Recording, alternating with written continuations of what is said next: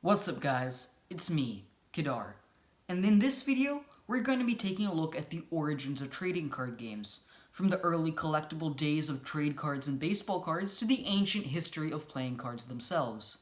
Now this video is the first part in a series in which I'll be talking about the history of trading card games, so stay tuned for more content. And without further ado, let's jump right into the video. Trading cards originated with the trade card in the late 19th century. These trade cards acted like business cards and were occasionally found on the insides of cigarette packs as a protective stiffener. These trade cards then evolved to contain certain tidbits of information such as war or sports facts. These trade cards eventually came into other products such as gum packs. These cards are really what inspired the collectible aspect of trading card games today.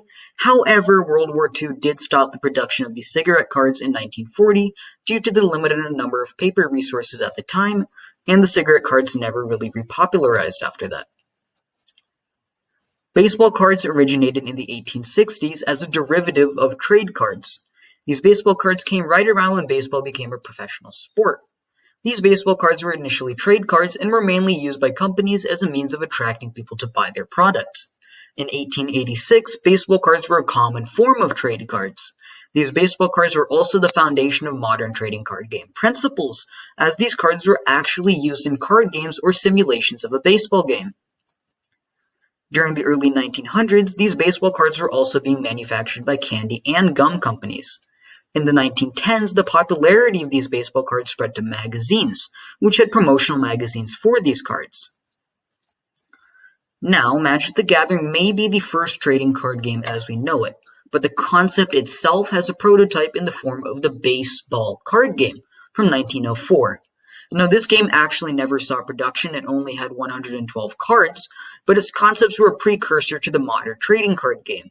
The game consisted of 104 player cards and 8 ball counter cards. Not much is known about this game as it was never produced, but it is considered the precursor to trading card games as they are today. Trading card games are the marriage of both playing cards and trading cards. We already discussed the collectible roots and a history of the origins of trading cards. Let's now take a look at the strategic roots of trading card games. Playing cards were believed to be invented in China during the end of the Tang Dynasty around the early 10th century. Playing cards were first mentioned in the book called Collection of Miscellanea at Duyang. The book mentions a princess playing a leaf game in 886 with her husband's family members. After the Tang Dynasty, some drinking games involving cards emerged. These cards weren't similar to the suits and numbers we see on modern playing cards, but instead contained instructions or penalties for whoever drew those cards. The first card game we know the rules to is a game called Madiao, which is a game similar to spades or rummy.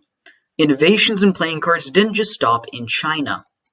In Persia and Arabia, standardized decks were made, and it also introduced the concept of face or court cards. These decks, called Topkapi decks, were the predecessors of modern European playing cards.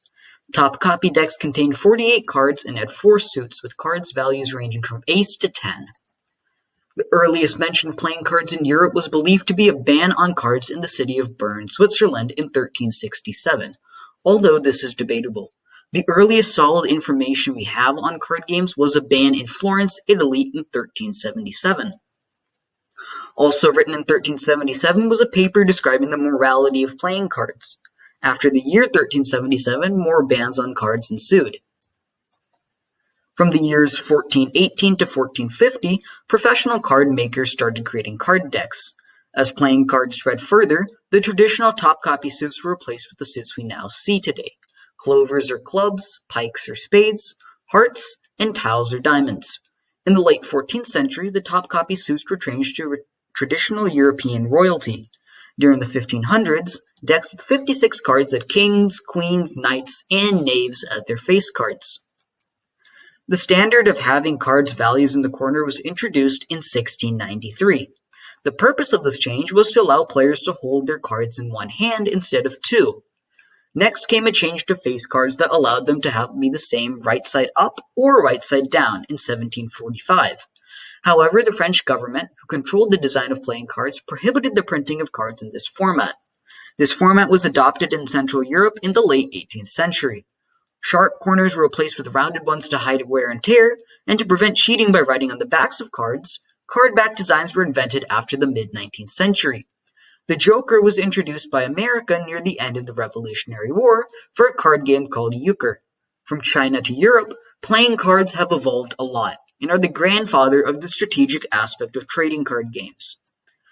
In the next video, we'll talk about the rise of high fantasy and how that established the modern trading card game. And those are the origins of trading card games. Stay tuned for the next episode, in which I talk about some of the inspirations of Magic the Gathering, the first trading card game ever released. Please leave a like on this video and subscribe, as well as comment any other facets of trading card game history you would like me to talk about. If you want to get your hands on the next step in trading card games, the Gladiator trading card game, a link to the shop page will be in the description down below. Have a good day, and I'll see you in the next video.